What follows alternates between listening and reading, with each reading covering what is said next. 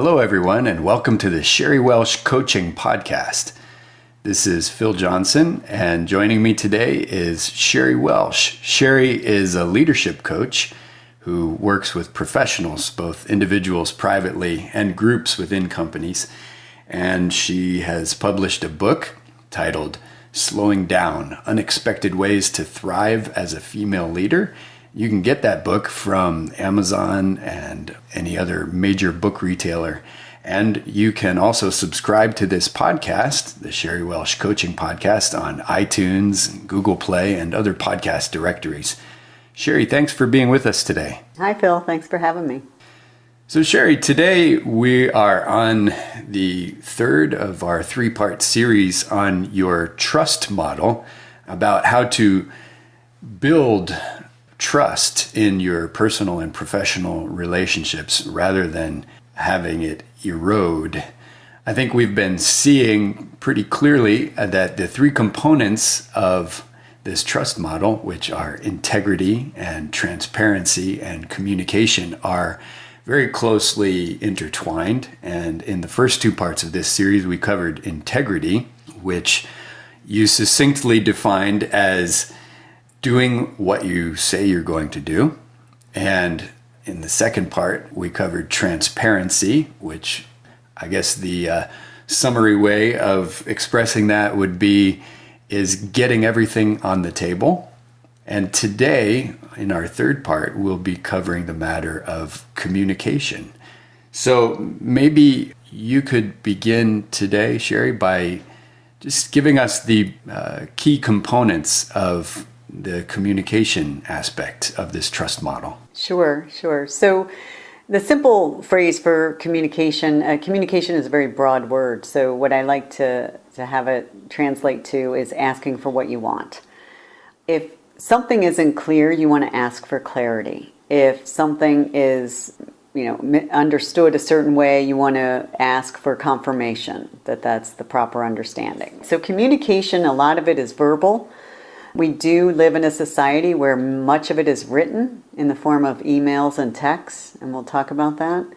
The other aspect of communication, which is even more important, is listening. How well we listen to others so that they feel heard, they feel supported, they feel like you get it, you understand, you care, they matter.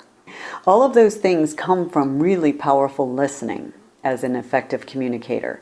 So I know normally when we think of communication, we think about what the message is, what the speaker is saying. And I just want everyone to consider that communication really is powerfully in what's not said. Mm-hmm. The understanding that's implied maybe can also be communicated, but more what you listen for and what the person isn't saying, what's really going on behind the scenes. So that's how I would just kind of, in a nutshell, define communication. Yeah, that's good. So integrity, doing what you say you're going to do, transparency, getting everything on the table, and now communication, asking for what you want. It seems to me that the absence of communication is going to bring up some big problems. In the absence of communication, I think what often comes in, and we talked about this a little bit off air, is we assume things. And I'm wondering if you can get into that a little bit more. Yeah, absolutely. That is one of the biggest challenges when a person is not an effective communicator. What happens is certain things are left out of the conversation, out of the meeting discussion. And so individuals in the room or in the team may make assumptions about what they think you mean. And so then they go off running and go down a path and collect information, prepare a report, make a decision based on what they thought you meant, not necessarily what you said. Right. And so they made an assumption, about what you meant. And they have not asked for clarity. They have not confirmed that what they heard is what you meant. So the communication goes both ways, always. And with that, a lot of waste comes into the system. So things have to get done twice or three times. They have to get done over a longer period. So sometimes deadlines are missed. That's when trust erodes, because now you're not in integrity with what you said you're going to do. You said you were going to meet that deadline. Now you've missed it. Now you missed it maybe because you misunderstood, or you made an assumption of what you thought you were supposed to do. So you still met the deadline on your terms, but it's not the right information or the information that was asked for in the format that was required. So that's what can happen with communication being not flush. What I like to say is, in the beginning, on the front end, communicate, ask for what you want clearly, talk about what's involved, flush through it. Make sure that the people that are listening to your message understand it the way you mean it. Mm-hmm. So ask them to say, share with you, what did you just hear? What are your next steps? Where are you going to go from here? What information are you planning on collecting based on what I just shared with you? Yeah. So there's open-ended questions that you can ask, and which are called empowering questions, that we talk about in all the coaching we do together. And individuals and teams learn how to use this empowering, clarifying questions to really flush through the project, the task at hand, the decision that's going to be made, the assignment, whatever it is that you as a team are up to, that you're pulling together to accomplish. And so that's where communication is really critical. It's not just sending an email, kind of throwing it over the wall and hoping that it lands in the right hands. You want to, as an effective leader, you want to communicate effectively what you want. You want to ask for what you want. You want to be specific. You want to be clear. You want to ask for confirmation that the others on the team heard you and understand what you meant. Yeah. And get whatever out on the table. This is where transparency comes in. Then you get out on the table anything that's not clear, so you can work through it together on the front end before people go off and in different directions. Yeah. Wow. There's a lot there. I just want to highlight a few things that I'm hearing. One is that when communication isn't clear, it affects at least the perception of integrity, because I thought I told you this, but my communication wasn't clear, and neither of us asked for confirmation, and you went off running, and I don't see you doing what I thought you agreed to do. So now we have a problem, at least with the perception of integrity, of people not doing what they said they were going to do. But the problem isn't really with integrity, it's with communication. You got it. The other thing I'm hearing is this word ask. This is a really powerful tool in communication, to ask questions. And I could see this being effective when the people that I'm interacting with are not in a mode of communicating fully, communicating clearly, communicating specifically. If I am taking the approach of asking appropriate questions, I can still bring that matter of communication in. Kind of puts me in mind of when I'm speaking to my children and I just explain something to them. I want to make sure they got it. And I'll say, "Can you repeat to me what I just said? Well, let me know what you just heard, because I want to really be sure that you got it." Absolutely, that's a great example of it. And it happens all the time, because every individual is coming to the conversation or the discussion through their own filters, their own experiences, their own understandings of what that word means that you just said. Yeah. So that's the key. It's out of innocence that people misunderstand the message. So it's up to you as an owner of your message, of the words coming out of your mouth or the words coming out on your email, your written communication, whatever method you're using, that you're as specific and clear as you can be. Now, it doesn't mean there still won't be misunderstandings from people. And that's okay. That's, again, simply because they're hearing what they want to hear, they're seeing what they want to see. And they have a reason for that. There's all sorts of thoughts in their head that have them hear what they want to hear and see what they want to see. So there's nothing wrong with the person, and they're not intentionally being difficult. It's simply they're coming to the table with a certain set of experiences and beliefs and filters. So the more you take the leadership and ownership of your own message, your own communicating skills, the more that you can slow it down, to get back to our slowing down theme. Yeah. You slow down the conversation, you slow down the assignment, you slow down the discussion. Doesn't mean it takes 2 hours now. That's not what slowed down means. It simply means you share what you're going to share, the direction, the goal, the vision, whatever it is, and then you just take an extra minute to talk through what people heard, what it means to them. What do they understand that to be? And you'd be fascinated to see how everyone in the room is going to have a slightly different understanding of what you just said. Right. And that's the beauty. That's the beauty of it. That's what makes the tapestry of life interesting. And not just a plain blank canvas.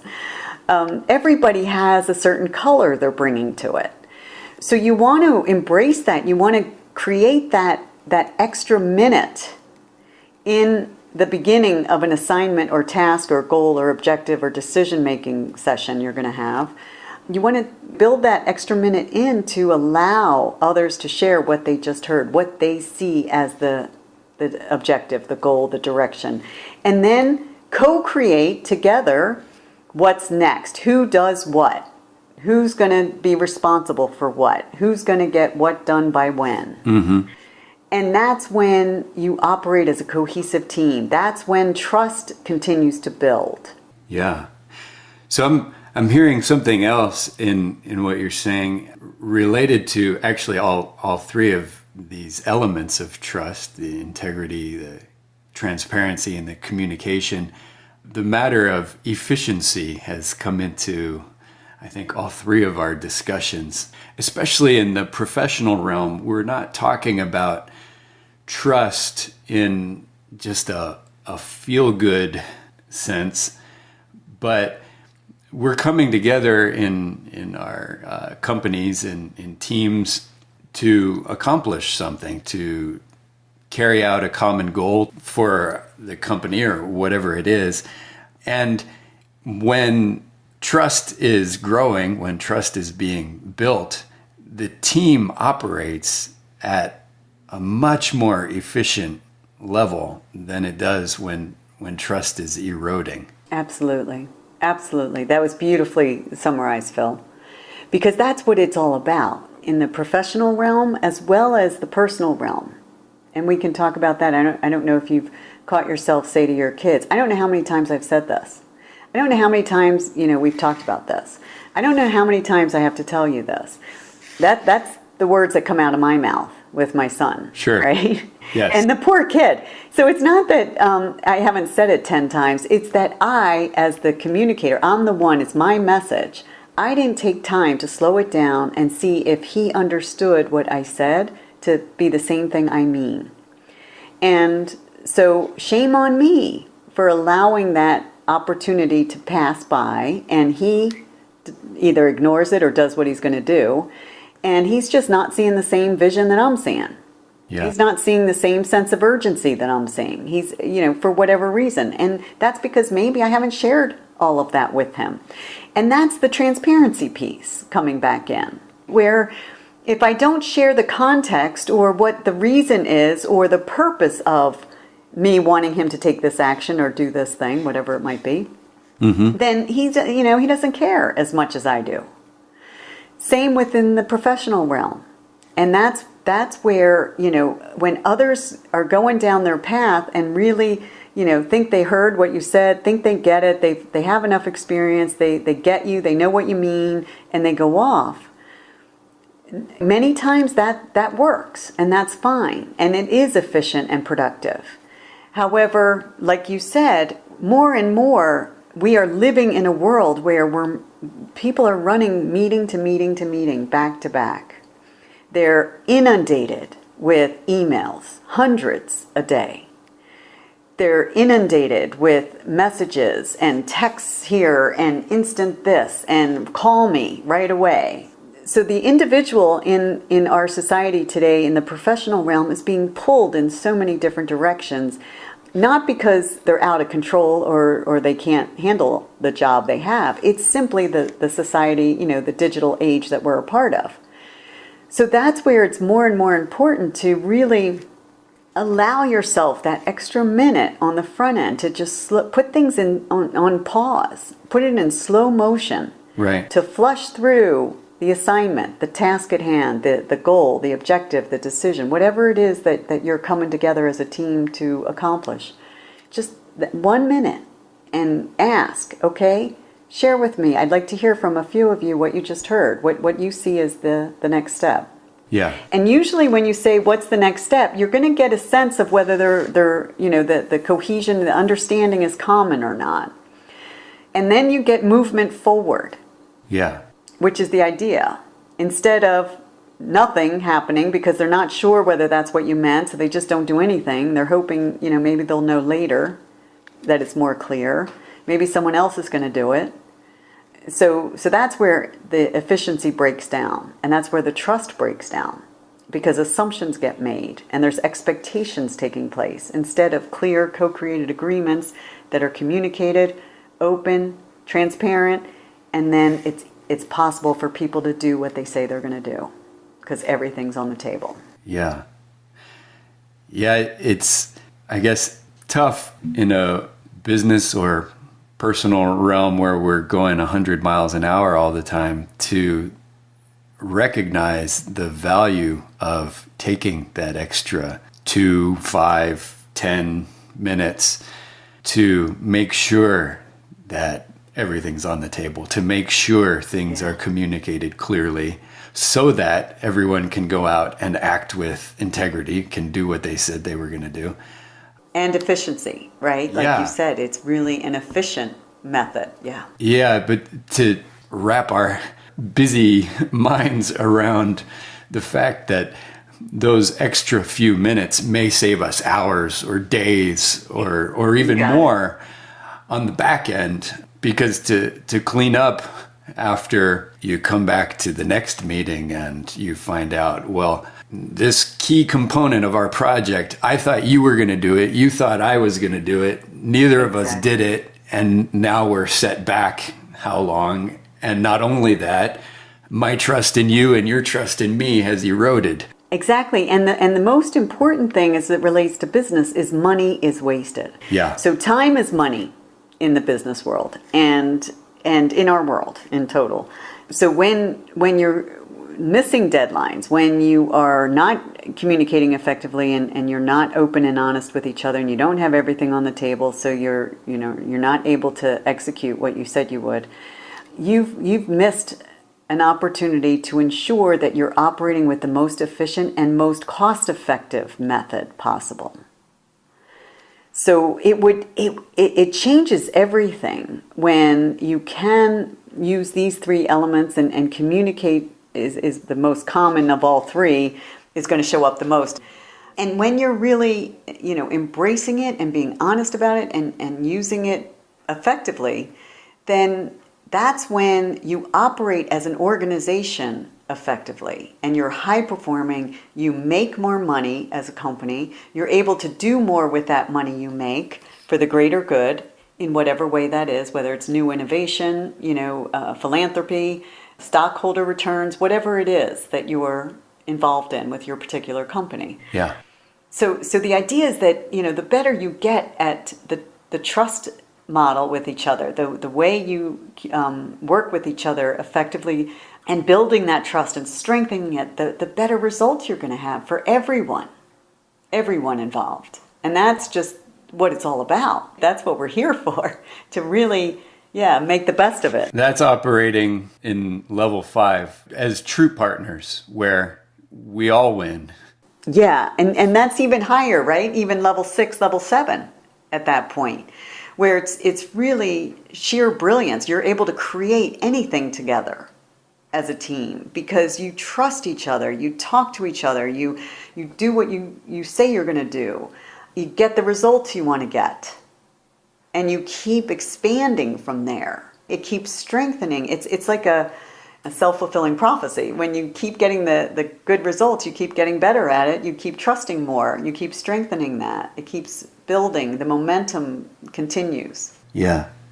Well, anybody that listens to these 3 podcasts about your trust model and these 3 aspects is going to find it really helpful and really applicable not only to professional life, but also to personal life. Sherry, thanks so much for this discussion. Yeah, my pleasure, Phil. Thank you. And thank you also for listening today to the Sherry Welsh Coaching Podcast. We hope you'll join us again next time for Sherry Welsh Today. This is Phil Johnson. Thanks so much for listening.